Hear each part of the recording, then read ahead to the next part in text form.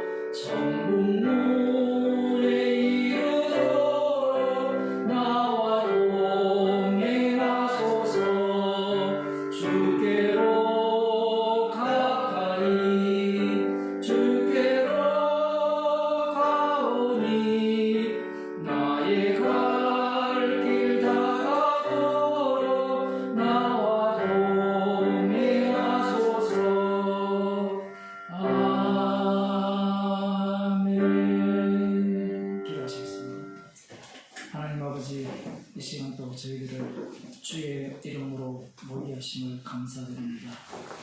우리의 인생이 주와 동행하는 인생이기에 주님의 용서하신 그 사랑을 날마다 깊이 알아가는 인생이 되게 하여 주시고, 오늘도 생명의 말씀을 통하여 주님의 십자가의 사랑의 깊이를 알아가는 시간이 되게 하여 주옵소서.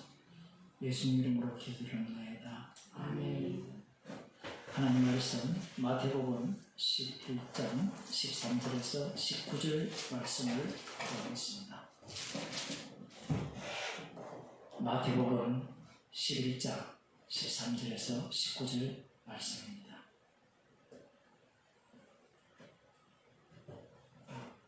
함께 읽도록 하겠습니다. 모든 선지자와 우리 율법의 예언한 것이 요한까지니 만일 너희가 즐겨받을진대 우리가 한 엘리야가 곧 이사야입니다. 귀 있는 자는 들을지어다.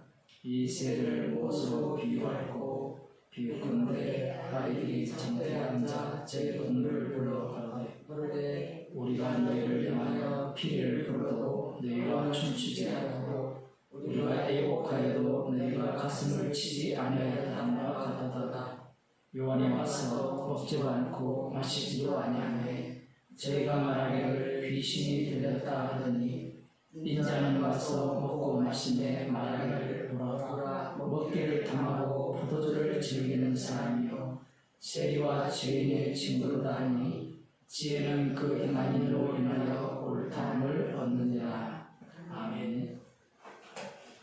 모든 선지자와 및 율법의 예언한 것이 요한까지 아주 어려운 말씀이죠. 창세기부터 말라기까지 그 모든 내용은 누구를 증거하고 있습니다. 예수님을 증거하고 있죠. 이 말씀을 듣는 이 유대인들은 과연 어떻게 이 말씀을 이해했을까?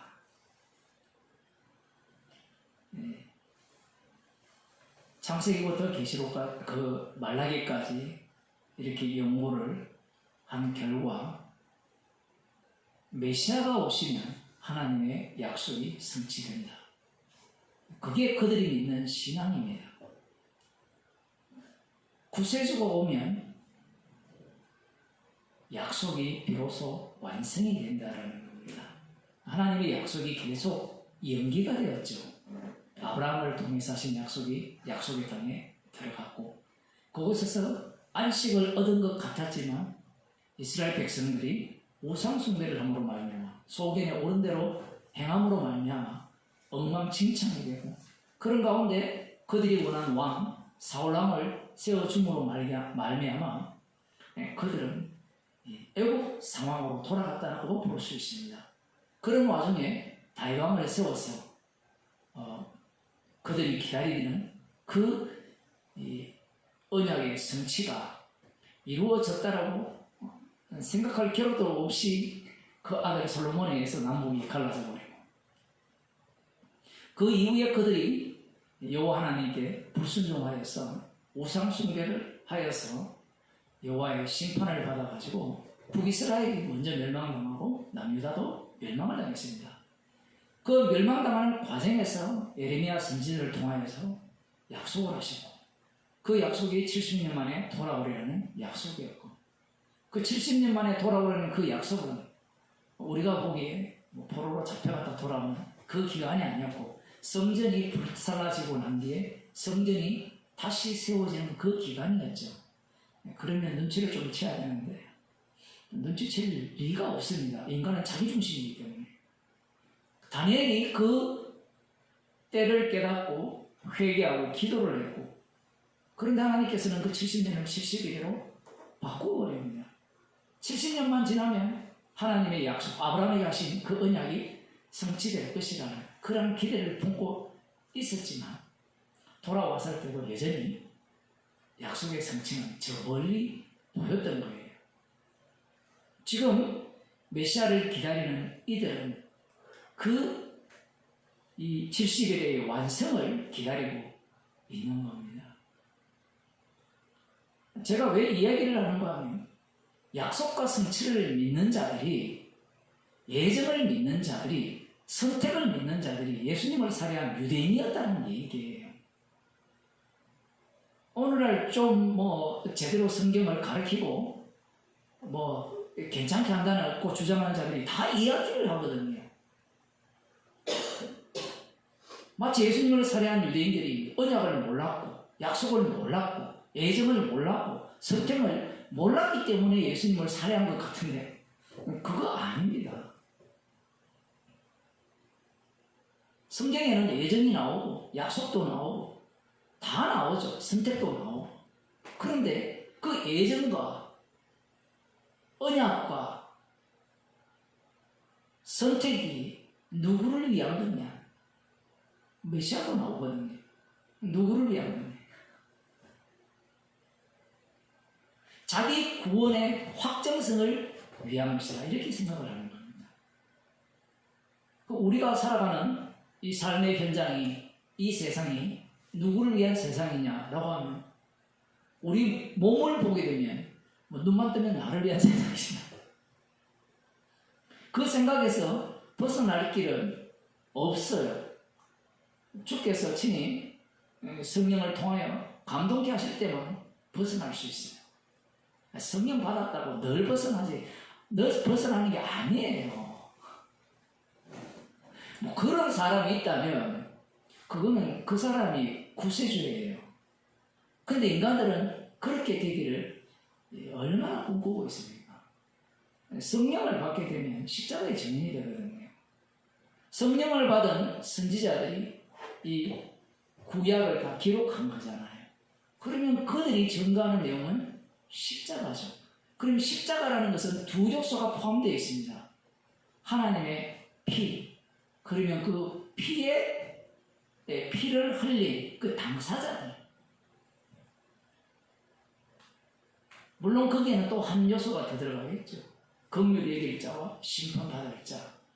세 요소라고 볼 수 있는데 그것이 담겨 있고 그것을 증거하는 것이 율법과 선지자예요. 율법과 선지자는 예수님을 증거해요. 이 뒤에 나오는 비유 있잖아요. 어린아이들이 시장 바닥에서 결혼식 놀이를 하고 장례식 놀이를 할 때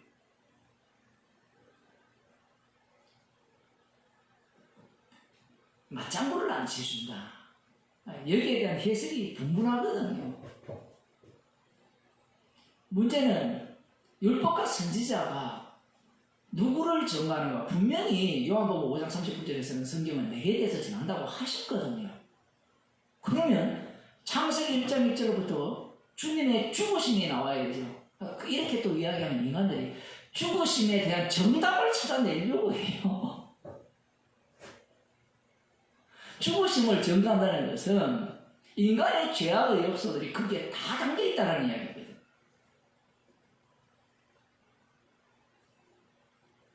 선지자와 율법에 예언한 것이 요한까지네.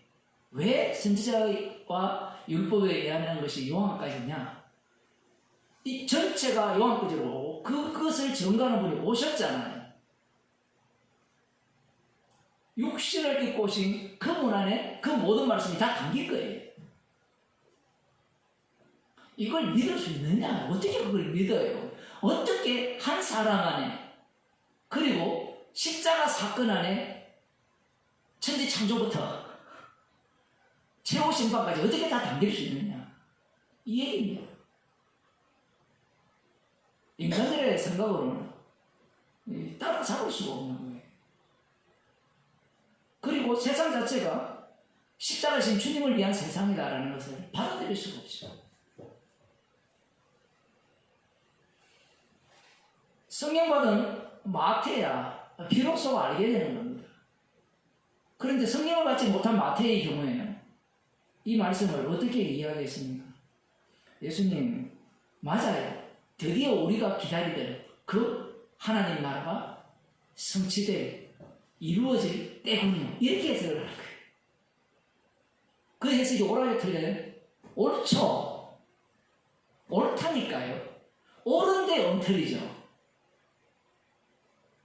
그들이 기다리던 메시아 왕국과 예수님이 친히 만드신 하나님 나라가 달라도 너무 다르다.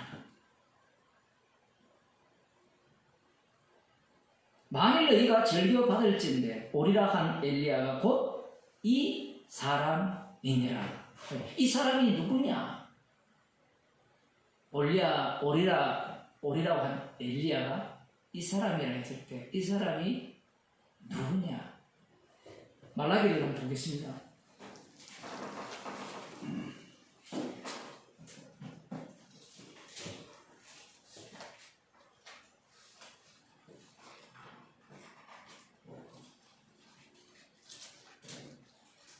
(13절부터) 3장 13절부터 보게 되면 여호와가 이르노라 너희가 완악한 말로 나를 대적하고도 이르기를 우리가 무슨 말로 주를 대적하였나이까 하는도다.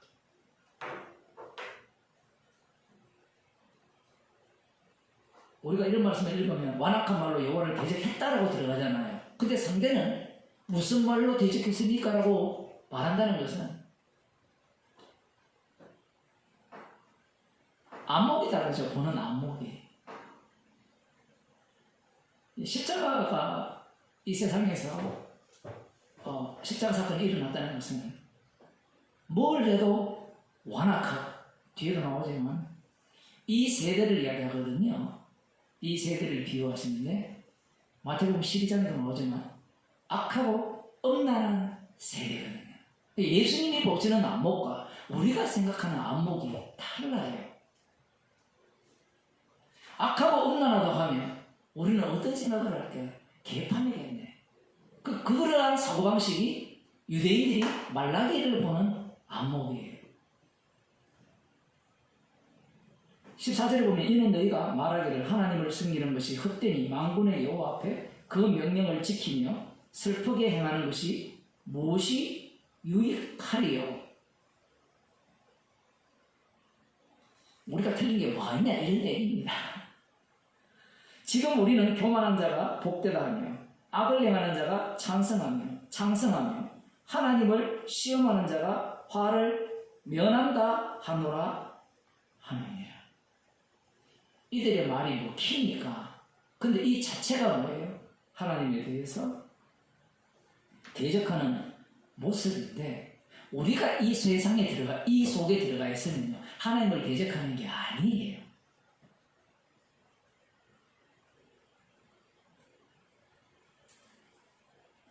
좀 더 봅시다. 제가 섞어버렸기 때문에 좀 헷갈릴지 모르겠지만, 16절에 그때 여호와를 경외하는 자들이 피차에 말하며 여호와께서 그것을 분명히 들으시고 여호와를 경외하는 자와 그 이름을 존중히 생각하는 자를 위하여 여호와 앞에 있는 기념책에 기록하셨느니라. 만군의 여호와가 이르노라. 내가 나의 정한 날에 그들로 나의 특별한 소유를 삼을 것이요 또 사람이 자기를 섬기는 아들을 아낀같이 내가 그들을 아끼리니 그때 너희가 돌아와서 의인과 악인이며 하나님을 섬기는 자와 섬기지 아니하는 자를 분별하리라. 이렇게 악한 자들인데 하나님께서 여기에 보면 여호와를 경외하는 자와 그 이름을 존중히 생각하는 자를 위하여 여호와 앞에 있는 기념책에 기록하셨다. 앞뒤가 맞는 이야기를 해야 되는데 붕붕 뛰어넘죠. 이걸 해석하는 방법은 자기 구원론 입장에서 해석하면 다 이해하게 되는 거예요. 여호와를 경외하는 자가 누구냐? 나다. 내가 기념책에 기록되었다. 그래서 나를 사용하여서 어떻게 악인과 의인을, 하나님을 섬기는 자와 섬기지 않는 자를 분별하는 자로 쓸 것이다. 이렇게 해석을 하는 겁니다. 그 자신들이 마치 이것은 레위기에 보면 심판자들이 누굽니까? 제사장들이죠. 제사장들이 판결을 하거든요. 악하냐 선하냐. 그런 역할을 자신들이 담당할 수 있다라고 말씀하는 겁니다. 그러니 이 바리새인과 서기관들이 모세의 자리에 앉아서 판단자가 되는 거예요. 악인과 의인을 판단하는 겁니다. 왜냐하면 자신들은 앞서서 나온 그러한 교만한 짓을 하지 않거든요. 여호와만을 섬기고 있어요. 11조를 제대로 합니다. 일에 두 번씩 금식도 하고. 자신들의 위치를 어디에 놓는 거예요, 얘기예요. 지금 이 뒤에 나오는 이 말씀은 없다 이야기를 하는 거거든요. 없는 가운데서 새롭게 만드신다는 말씀을 하는데 어느 누가 없다라고 생각하겠어요? 성경을 읽어보면 주의 이름을 부르는 자는 구원을 얻으리라 했을 때 부르는 자가 있어야 구원을 얻죠. 그럼 누가 불러요? 내가 부르면 되잖아요. 그런데 그 말씀은 주의 이름을 부르는 자가 없다 이 얘기입니다. 그런데 그 말씀을 왜 말씀하십니까? 하면 말씀이 살아계시니까 친히 주의 이름을 부르는 자를 만들어내버리죠. 십자가의 피령이요. 그게 복음이 전파되는 자리잖아요. 그런데 그걸 들을 때 육에 속한 자들은 그걸 어떻게 봅니까? 아, 주의 이름을 부르면 구원을 얻겠네. 아, 그러면 주의 이름을 불러도 구원 안 되면 안 불러야 되겠네요. 이것도 엉터리예요. 맨날 닭밖에 안 찾으니까 이거는 선악과를 먹기 때문에. 자, 이렇게 하시는데 4장 1절 만군의 여호와 이르노라. 보라, 극렬한 분불 같은 날이 이르리니 교만한 자와 악을 행하는 자는 다 초계 같을 것이라.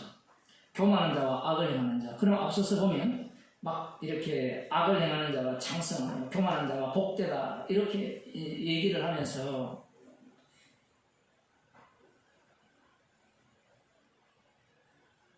여호와 앞에서 그 명령을 지키며 슬프게 행하는 것이 무엇이 유익하리요? 이러한 자들이 어떻게 될 거라는 거예요. 극렬한 부모풀 같은 날이 이르는 심판한다는 거예요. 에스겔에 나오는 그 심판의 불지라고.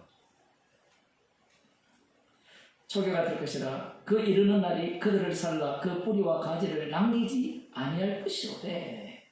뿌리와 가지를 남기지 않으면 싹 다 태워버리죠. 그런데 하시는 말씀이 내 이름을 경외하는 너희에게는 의로운 해가 떠올라서 이렇게 나와요. 그러면 내 이름을 경외하는 너희가 누구냐? 내가 경외한다는 거예요. 이게 지금 남은 자 이스라엘 유대인입니다. 예수님 당시 유대인. 의로운 해는 누구에게 떠오릅니까? 여호와를 경외하는 거죠.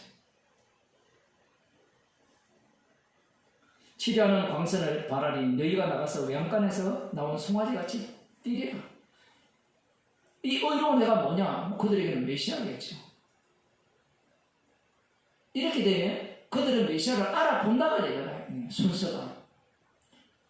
그런데 하나님께서 말라기 선지자를 통해 하신 말씀은 이렇게 하시겠다는 거예요. 오해하는 게 그런 거예요. 빛이 있으라면 빛이 있는 거죠. 그죠?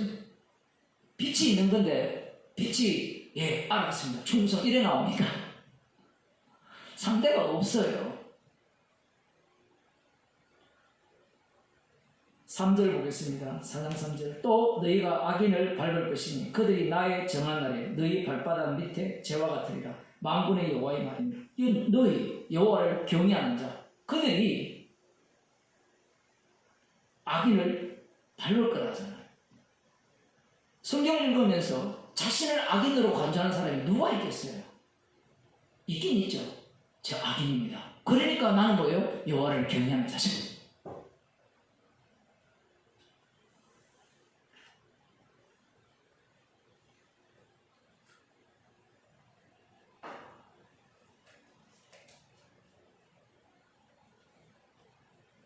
악인을 밟을 것이라는 이런 말씀들이 얼마나 신나는 일입니까? 이것을 예수님이 하신다 이렇게 생각을 못하는 거예요. 불가능합니다. 갇혀있기 때문에 그래요. 그림자이기 때문에. 율법과 선지자는 세례원에 때까지 이 말씀의 의미는 갇혔다는 거예요. 그러면 율법과 선지자의 그 말씀들을 아무리 해석하고 해석해도 알아먹는다 못 알아먹는다? 예수님 말씀 못 알아먹는다는 얘기예요. 그런데 서기관과 바리새인들은 알아먹잖아요. 이런 게 재밌는 거예요. 알아먹으니까 예수님을 살해하는 겁니다. 왜? 말씀대로 알아먹었거든요. 말씀대로.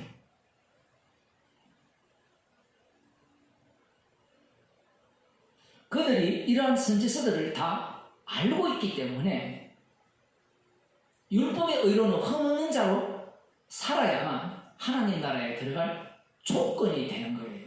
조건. 외식했다라는 예수님의 말씀은 예수님의 말씀이에요. 우리가 할 말이 아니에요. 우리는 외식하면 겉과 속이 다르다 하잖아요. 그건 육의 이야기잖아요. 근데 예수님의 외식은 뭐예요? 겉과 속이 같아도 뭐다? 외식이다 얘기예요. 십자가 안에 들어가 버리면 모두가 다 외식자가 돼요.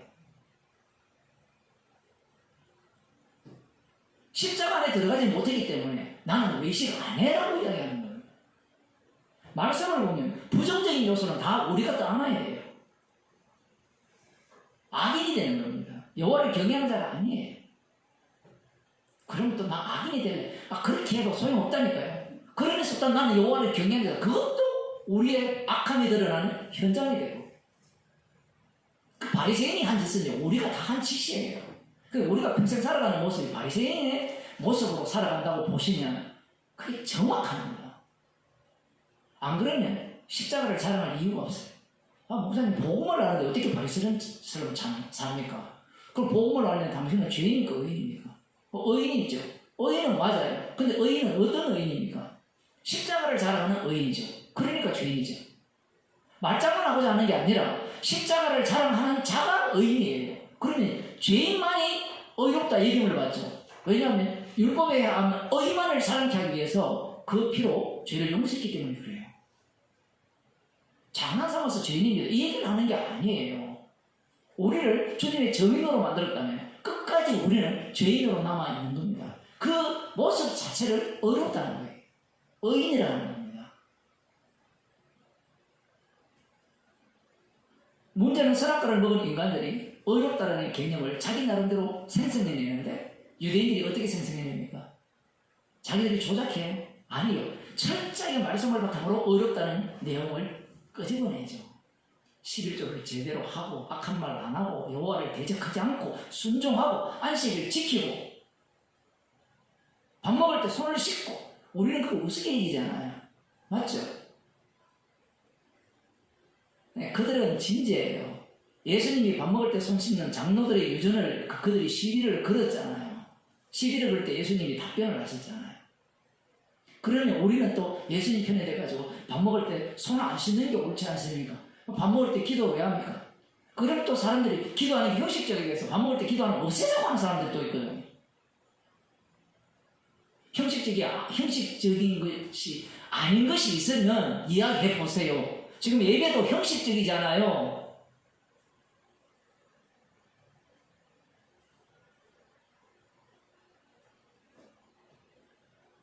모든 게 형식적이에요. 형식적이 아닌 게 없습니다. 그 형식 속에 십자가를 집어넣어버리면 피가 나올 거 아니에요. 죄가 나오고.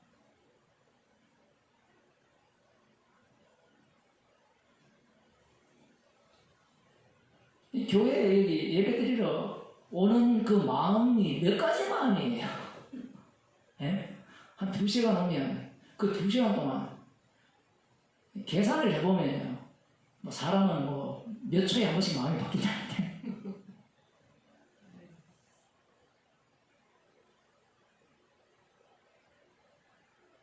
3절 보면 또 너희가 악인을 밟을 것이니 그들이 나의 정한 날에 너희 발바닥 밑에 재와 같으리라. 만군의 여호와의 말이니라. 승리자가 되고 싶거든요. 승리자가. 이런 사람이 되게 많아요. 우리들도 그런 속성을 담고 있습니다. 사도 바울이 승리자입니까? 아닙니까? 승리자 맞죠? 승리자의 모습이 어땠습니까? 세상을 이긴 자의 모습이 어땠어요? 쓰레기 취급받는 거예요. 만물이 지키 취급받는 거. 앞뒤가 맞아야 되는데 앞뒤가 안 맞거든요. 예수님이 십자가에서 승리하셨잖아요. 십자가에서 승리했다면 십자가가 승리죠. 육신이 후패하는 게 승리잖아요. 우리의 겉은 후패하나 속은 날로 새롭다. 말씀을 줘도 후패 안 하려고 하잖아요. 후패, 육신이라니까 육체만 생각하는데 육체만 후패해야 돼. 우리가 갖고 있는 모든 것들이 후패해야 돼. 날아가야 돼. 4절 너희는 내가 호렙에서 온 이스라엘을 위하여 내 종 모세에게 명한 법 곧 율례와 법도를 기억하라. 율례와 법도예요. 그걸 하는 이유가 율례와 법도를 어기면 심판을 한다 했잖아요. 크고 두려운 날이 이르거든요. 여기 보면 보라 여호와의 크고 두려운 날이 이르기 전에 내가 선지 엘리야를 너희에게 보내리니 그가 아비의 마음을 자녀에게로 돌이키게 하고 자녀들의 마음을 그들의 아비에게로 돌이키게 하리라. 돌이키지 아니하면 두렵건대 내가 와서 저주로 그 땅을 칠까 하노라. 여기에 엘리야가 나와요. 지금 마태복음 11장 그 14절에 만일 너희가 즐겨받을진대 오리라 한 엘리야가 곧 이 사람이라. 이 사람이 누구냐라는 거예요. 엘리야가 할 일이 정해졌잖아요. 그럼 엘리야가 등장한다는 것은 여호와의 크고 두려운 날이 이르기 전에 엘리야를 보낸다라고 했습니다. 그럼 엘리야는 무엇 갖고 이야기를 합니까? 앞서서 나왔잖아요. 모세에게 호렙에서 율례와 법도를 주었고 그것을 기억하라 했잖아요. 엘리야 선지자가 열왕기하 17장부터 활동을 하잖아요. 그 활동들이 다 율법에 근거한 활동이죠. 우상 숭배자들과 전쟁을 벌이는 거잖아요. 갈멜사 사건만 보더라도 우상을 섬길 거냐 여호와를 섬길 거냐 그 싸움에서 엘리야가 하늘로서 불을 내려서 이 제단을 태우고 제물을 태우고 거기에 온 바알과 아세라 거짓 선지자들을 몰살시킵니다. 지금 여기에 보면 엘리야를 보낼 것이다. 그러면 엘리야가 와서 뭐 하느냐? 그가 아비의 마음을 자녀에게로 돌이키게 하고 자녀들의 마음을 그들의 아비에게로 돌이키게 하리라. 그래서 돌이키지 아니하면 두렵건대 내가 와서 저주로 그 땅을 칠까 하노라. 그럼 엘리야가 하는 말은 돌이키는 일은 하고 돌이키는 일을 하니까 그 돌이킴에 화답하는 자는 여호와께서 와서 치지 않고 화답하지 않는 자는 여호와께서 치실 것이다.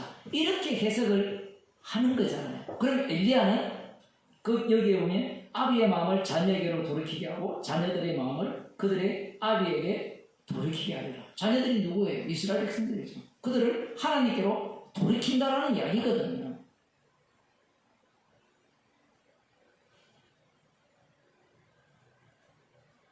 자, 여기에서 말라기를 읽는 이 유대인들, 즉 유대인이라면 우리라고 이렇게 보시면 돼요. 오늘날 목사들이 신학자들. 그러면 엘리야가 하는 일이 뭡니까?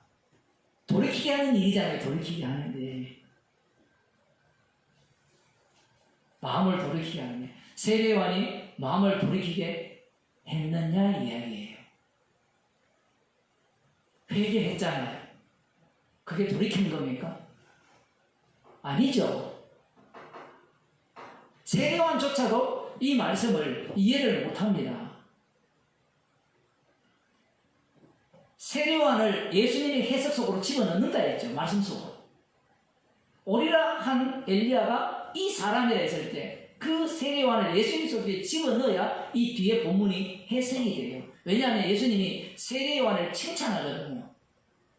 세례요한이 와서 뭘 했습니까? 요한이 와서 먹지도 않고 마시지도 아니하며 저희가 말하기를 귀신이 들렸다 이렇게 조롱을 했거든요.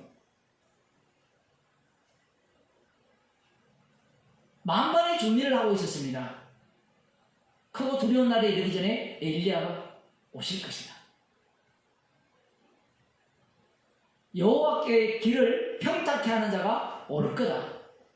그러면 누가 엘리야냐? 마음을 돌이키는 자가 엘리야인데 문제가 바리새인들은 세례 안 받거든요.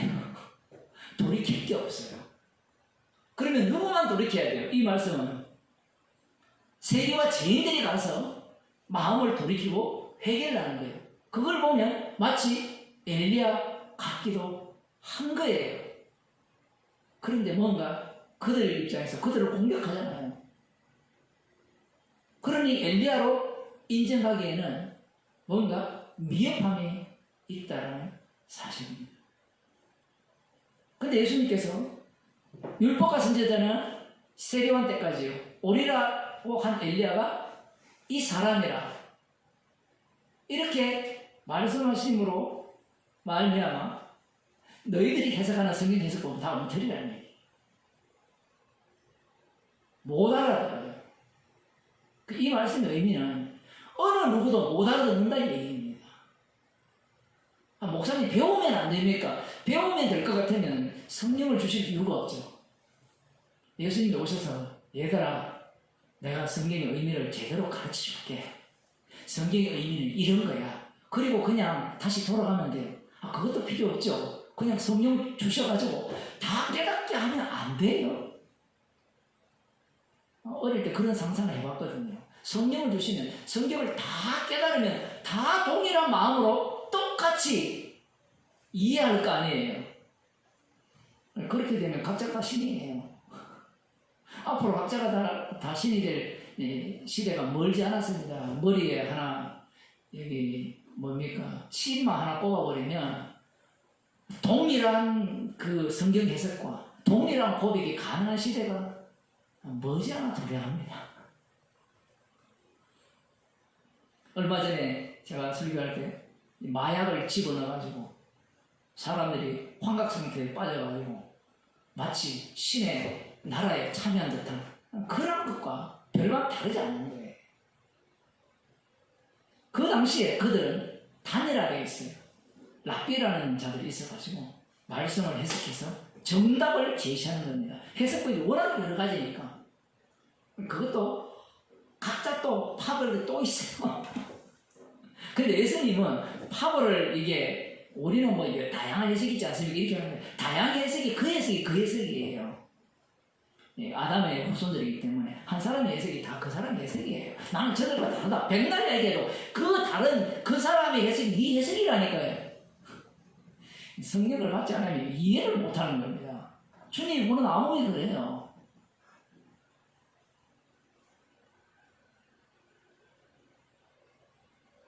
엘리야가 오면 그가 아비의 마음을 자녀에게로 돌이키게 하고 자녀들의 마음을 그들의 아비에게로 돌이키게 하리라. 돌이키지 않으면 두렵건대 내가 와서 저주로 그 땅을 칠까 하며. 이 순서적이잖아요. 이렇게. 그러면 최종 심판은 따로 있고 그리고 엘리야가 와야 되고. 그런데 뒤에 한번 봅시다. 어떤 상황이 되느냐.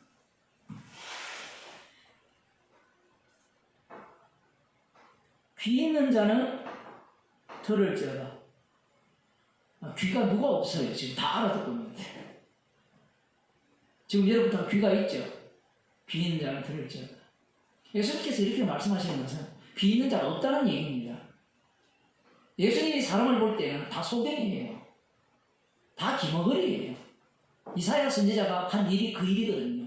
그래서 이사야 선지자가 열심히 외치면 그 말씀을 순종하지 않는 자들도 기머거리요 소경인데 그 말씀에 대해서 해석하여서 순종하는 자도 기머거리기 때문에 이사야 말씀을 순종하는 거예요. 말라기의 말씀을 그렇게 해석하는 거예요. 소경이기 때문에. 참 어려운 이야기죠. 말씀대로 해석이 소경의 해석이에요. 예수님이 언약대로 오셨다. 성경이 어디 있어요? 구약이 어디 나와요? 구약과 신약이 있는데 여러분이 신약이 먼저입니까? 구약이 먼저입니까? 구약이 먼저죠. 그럼 언약의 성취라면 언약이 먼저입니까? 성취가 먼저입니까? 예? 언약이 먼저입니까? 성취가 먼저입니까? 언약이 먼저다 이렇게 나오죠. 그게 엉터리라는 얘기입니다. 언약이 먼저라고 누가 믿었어요? 유대인들이 믿은 거예요. 성취가 먼저예요. 성취를 갖고 언약을 해석을 해요. 인간의 논리는 언약이 분명히 먼저죠.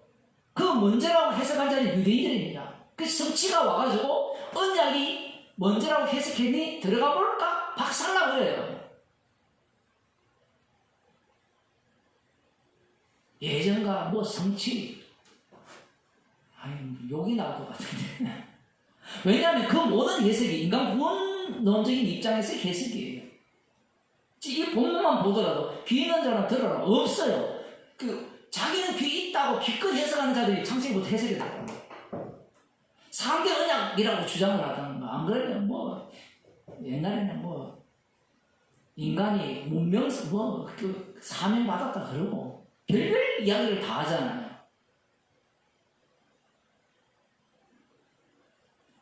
이 세대를 무엇으로 비유할까? 이 세대.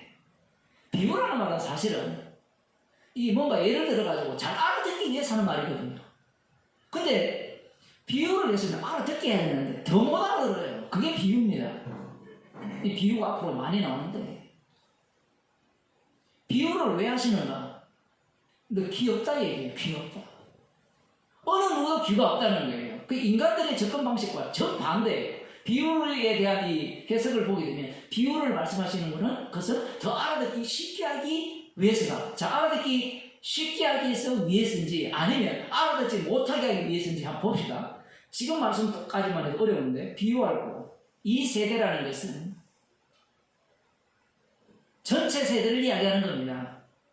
이 세대라는 것은 천지 창조부터 시작해서 다 포함하는 세대. 이 세대를 무엇에 비유하고 거꾸로 들어가는 거죠. 예수님이 오셔서 이전에 있었던 말라기 중간사부터 시작해서 말라기 그 다음 창세기까지 전체가 거꾸로 치고 올라가요.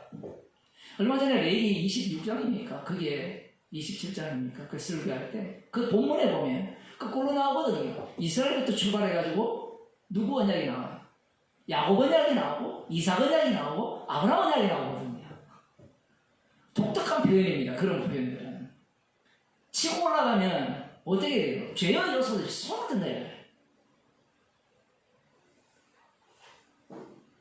인간이 나름대로 자기가 언약과 성취를 보면 대단한 것 같죠. 그죠? 바리새인들이 다 봤어요. 신학에 언약과 성취가 들어온 지가 얼마 안 됐거든요. 몇백 년 안 됐어요.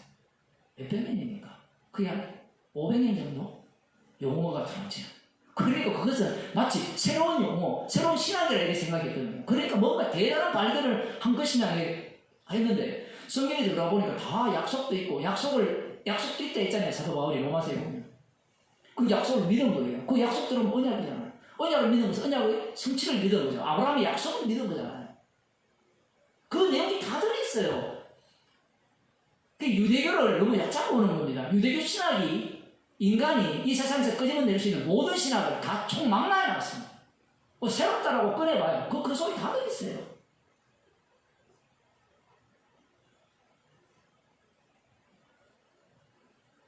아이들이 장터에 앉아 제 동물을 불러가로되 우리가 너희를 향하여 피르를 부르도 너희가 춤추지 않고 우리가 예곡하여도 너희가 가슴을 치지 아니하였다 함과 같도다. 놀이를 하면 놀이에 장단을 맞춰야 되죠. 그 피리를 부른다는 것은 결혼식 때 피리를 불었답니다. 그 당시에. 그 피리를 불면 어떻게 해야 돼요? 애들 놀이잖아요.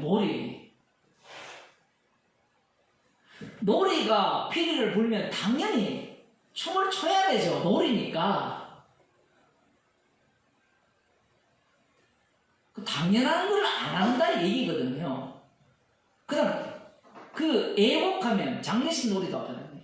애곡하면 내가 아이고 하면 상대 쪽에서 이렇게 나와야 되는데 오늘 어떤 분을 만났는데 완전히 아재 개그를 한번 했거든요. 그러니까 제 나이가 벌써 젊지 않잖아요. 웃지를 않는 거예요. 근데 제 아내만 깔깔깔 웃었거든요. 저 사람만 좀 살아있네. 장단을 못 맞추는 겁니다. 이 세대가 얼마나 쉬워요.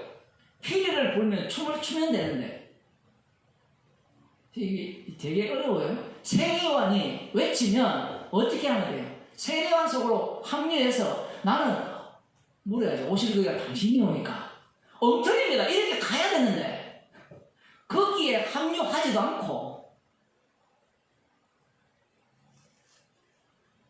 그 쉬운 걸 못하는 게 이 세대라는 얘기예요.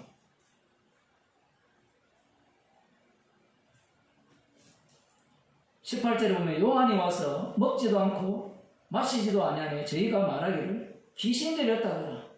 합류하면 돼요. 자신들 전체가 여기에 합류하면 되는데 합류하지 않아요. 독특하게.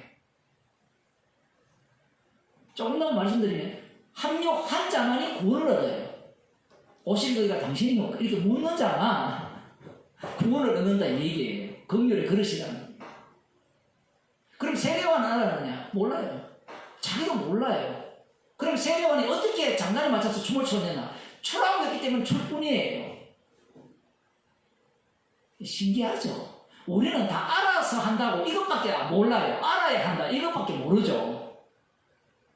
안 그렇습니까? 우리는 알아야 하지. 모르는데 어떻게 하느냐? 알고 하면 지가 신이에요. 자기가. 지금 예수님 말씀은 모든 사람을 저 아래 가뒀다는 얘기를 하는 거예요.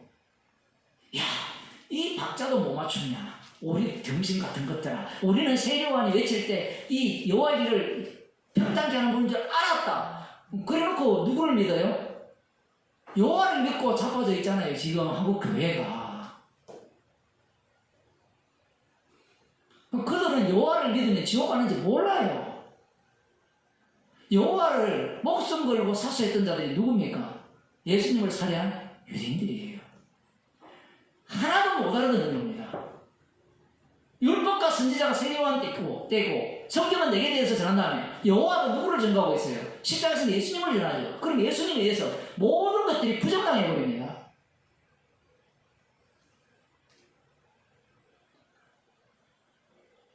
이런 소리 하는 순간 이단이 되거든요. 한국교회에서는. 세계교회에서 이단이에요. 왜냐하면 전체가 뭘 주장하는 거면 예수님도 믿어야 되고 하나님도 믿어야 되고 성령님도 믿어야 되고 오죽하면 미친 사람들이 성령 중심으로 가자 이야기해요. 성령 중심으로. 성령을 받아들여야 된다. 성령을 받아들이면 어떻게 되는데? 말씀을 다 알 수 있다 이렇게 한다면, 안 그러면 말씀대로 살 수 있다라고 주장하죠. 말씀대로 사는 게 뭐냐 얘기예요. 말씀대로 사는 게 뭐였습니까? 예수님이 말씀대로 사셨죠. 십자가에 못 박혀 죽었습니다. 그럼 성도가 말씀대로 산다면 뭘 증거하겠어요? 피를 자랑하겠죠. 그게 성령의 일이잖아요. 그 기존 교회에서 삼위일체 중심으로 계속 가르치니까 이 신앙생활 제대로 정립이 안 돼요. 그래서 예수님 중심으로 가든지 하나님 중심으로 가든지 성령 중심으로 가든지 그렇게 안 돼요. 골라잡죠. 시대마다 때마다 하나님 중심에 이건 좀 뭔가 재미없어. 성령 중심 각자 골라잡는 거예요. 예수님 중심에도 지옥 갑니다. 생명은 십자가에서 나와요. 이걸 사람들이 분간을 못해요. 여호와가 우상이 되면 예수 이름도 우상이 되죠. 그러면 십자가는 왜 우상이 아니냐라고 하면 십자가도 우상이 되지만 십자가 자체가 부정해버립니다. 믿는 것을 용납하지 않아요. 십자가 자체가. 사도 바울이 십자가 외에는 자랑할 것이 없다라는 것은 자기의 삶 자체가 십자가 사건 속에 놓여있다는 얘기예요.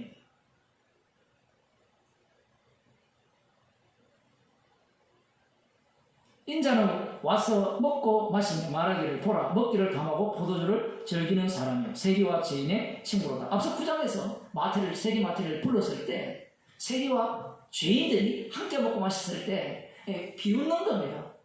세리와 죄인, 요 카이라는 동사로 접속사로 연결되어 있는데 그걸 그냥 동격으로 보시면 돼요. 세리가 뭐 죄인이고 죄인들 따로 있고 세리 따로 있고 이렇게 보지 말고 먹고 마시며 먹기를 감하는 자 포도주를 삼키는 자요 세리와 죄인의 친구로다.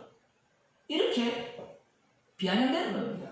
그럼 이 말씀만 여기에 들어가요. 예수님이 병을 고치니까 병 고치는 분이다. 죽은 자 살리니까 죽은 자 살리는 분이다. 이렇게밖에 안 보이는 거예요. 요한복음에서 육으로 난 것은 육이라 했잖아요. 그러면 육으로 난 것은 육으로 규정하셨으면 우리의 모든 해석이 육적 해석이에요. 예수님께서 이렇게 말씀하시는 것은 앞서서 비유를 말씀했잖아요. 제발 좀 알아들으라는 거예요. 너희는 장단 못 맞춘다는 거예요. 장단 못 맞추는 모습이 바로 세례 요한이 와도 저 사람은 귀신이 되었다.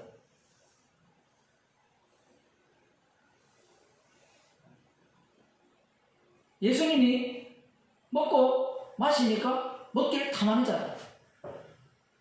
이게 왜 이게 어려운가 하면 엘리야로 왔으면 엘리야로 온다 했잖아요. 엘리야를 앞서 버리면 아비의 마음을 아들에게 돌이킨다 했잖아요. 그 엘리야가 돌이켰습니까? 이것도 문제예요. 엘리야가 그 열왕기상 17장부터 열왕기하 1장까지 이렇게 활동을 하잖아요.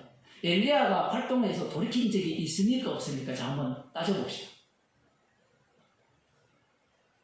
하나도, 한 사람도 돌이키지 못했죠. 물론, 사렙다, 시돈 땅 사렙다 과부, 그에게는 뭔가 돌이킴을 줍니다. 죽은 아들을 살려주면서 죄를 깨닫게 하는데, 이스라엘 땅에서는 한 사람도 돌이킴을 받지 못했어요. 이게 뭔가 안 맞아 떨어져요. 그 엘리야가 능력을 행했죠. 엘리야가. 자, 그러면 오리라는 이 엘리야가 그 다음 이제 주님이 오신다, 심판하신다 이렇게 되어 있으니까 세례요한이 엘리야라면 엘리야가 어떤 일을 해야 됩니까? 기적과 능력을 행해야 되죠. 맞죠? 그런데 세례요한이 기적과 능력을 행했습니까? 안 했습니까? 하나도 안 했어요. 안 맞아요, 이게. 그래서 오리라는 이 엘리야가 이 사람이라는 이 사람은 세례요한이 증거한 예수님 자신을 증거한 이렇게 해석을 하는 게 정답은 정답이에요. 그 정답으로 가려면 또 문제가 있어요. 자, 엘리야가 능력을 행할 때 이스라엘 백성들이 돌이켰습니까? 안 돌이켰습니까? 하늘에서 불을 내렸잖아요. 그게 돌이킨 자가 있어요? 없어요? 아무도 없어요. 물론 금이 나가지고 여호와가 진짜 하나님이다 그러면서 엘리야를 따라서 그 거짓 선지자를 죽이는 했지. 그 다음 이후 어떻게 됐어요? 엘리야가 36개 주랭랑을 치잖아요. 이스라엘이 이 소식을 듣고 저놈 머리를 내가 죽이지 않으면 오늘 밤 잠 못 잔다 이런 식으로 나오니까 도망갔거든요. 거기에 어느 누구도 돌이켰다가 없어요. 그러면 말라기 예언한 아비의 마음을 아들에게, 아들들의 마음을 아비에게로 돌이킬 것이다 라는 말씀이 엘리야가 와서 할 수 있다는 말입니까? 없다는 말입니까?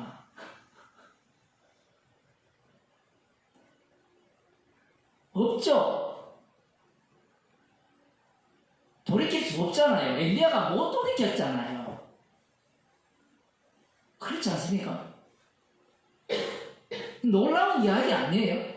그런데 사람들은 신약 성경에 기적 일으키면 믿고 하는 이런 일들, 그걸 믿었다고 생각하잖아요. 그게 믿은 겁니까? 그게 장단을 못 맞추는 거예요. 피리를 부르면 춤을 춰야 되는데 피리를 부르니까 춤 안 추는 거예요. 예수님이 죽은 자를 살리면 사망에서 십자가의 피능력으로 사망에서 생명으로 옮겼다고 봐야 되는데 죽은 자 살린 이 능력의 하나님, 엘리야와 같은 그러한 그 모세가 예언한 그 선지자, 이 정도로 생각하는 겁니다.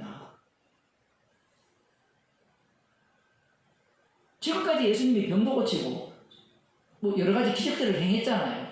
그러면 이런 일을 어떻게 해석하느냐?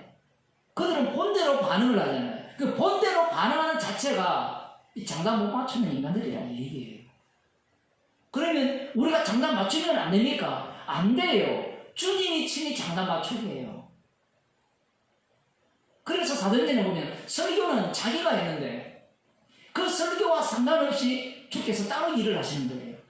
박자가 맞는 경우도 있고 엇박자가 대부분이죠. 엇박자가 거의 다가 엇박자예요. 근데 우리는 그걸 엇박자가 아니라 맞다라고 생각하는 거예요. 지금 예수님이 오셨어도 다 엇박자거든요. 예수님이 행하실 때 상대는 이 피리를 부는데 춤을 춰야 되는데 뭐 하고 있어요? 춤 안 추는 거예요. 오히려 애곡하고 있고 애곡하고 있는데 가슴을 치지 않고 춤을 추고 앉았어요.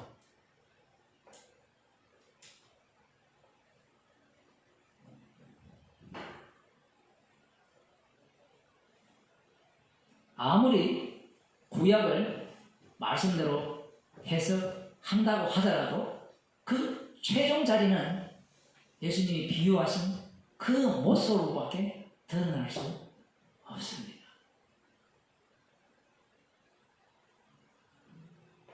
우리는 예수님을 믿는다고 하잖아요. 오늘날 교회가 들을 기가 있다고 하잖아요. 그러면 말씀이 나의 소유가 되고 아는 내가 주인공이 되잖아요. 유대인들의 문제는 말씀이 천지창조를 보면 말씀이 말씀대로 하신다는 걸 보면 되거든요. 그것도 안 보이는 거예요.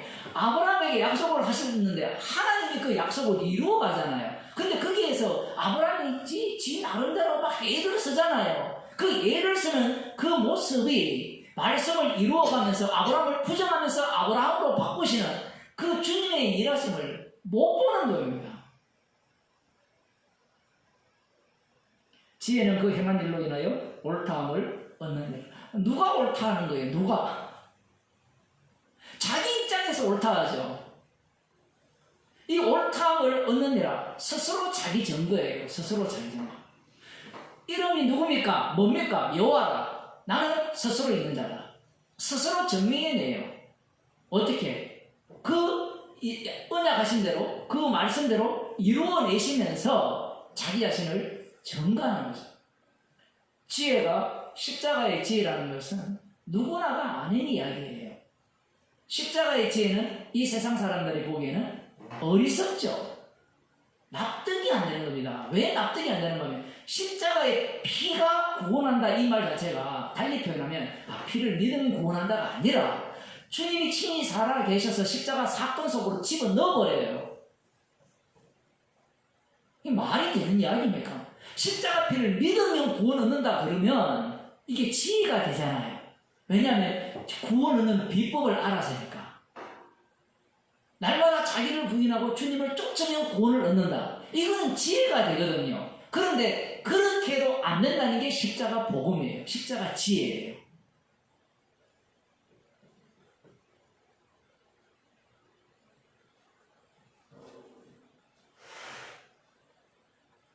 예수님 자신이 홀로 십자가에서 다 이루심으로 말미암아 스스로 옳음을 증거해냅니다. 그렇게 되면 이 세상 모두는 다 비유 속에 있는 어린아이와 같은 장거예요. 피리를 부어도 춤추지 않고 애고하고도 하여도 가슴을 치지 않는 모습. 그 모습은 당연한 겁니다. 당연한 거예요. 문제는 여기에 누가 들어가 있어요? 제자들이 있죠. 제자들은 뭐라고 생각했어요? 이 말씀을 들으면. 쟤들은 피리를 부어도 춤을 안 추지만 우리는요 춤을 추고 있어요. 예수님. 그들이 가장 앞장서서 예수님을 팔아먹고 살아내는 거예요. 십자가에서 다 이루셨다는 것만 남기기 위한 말씀입니다. 세상 자체가 그래요. 우리가 이 속에 휘말린 거예요. 그러니까 우리는 늘 엇박자라는 사실을 알아야 돼요. 십자가만을 자랑한다는 것은 우리는 박자 못 맞추는 인간들이라는 죄인들이라는 얘기입니다. 기도하시겠습니다. 하나님 아버지, 복음을 알았기에 피리를 불면 춤을 추고 애곡하면 가슴을 칠 줄 아는 인간으로 간주하는 그런 십자가의 원수였다는 사실을 오늘도 말씀을 통하여 들려주시면 감사드립니다. 우리가 언제나 엇박자로 살아가는 십자가의 피 공로만을 자랑하기 위해서 엇박자밖에 낼 수 없는 그러한 죄인으로 살아가게 함을 감사하는 주의 백성이 되게 해주옵소서. 십자가에서 다 이루신 그분만이 스스로 옳음을 증거함을 죄인을 통하여서 마음껏 증거되기를 저희들에게 허락하여 주옵소서. 예수님 이름으로 기도드리옵나이다. 아멘.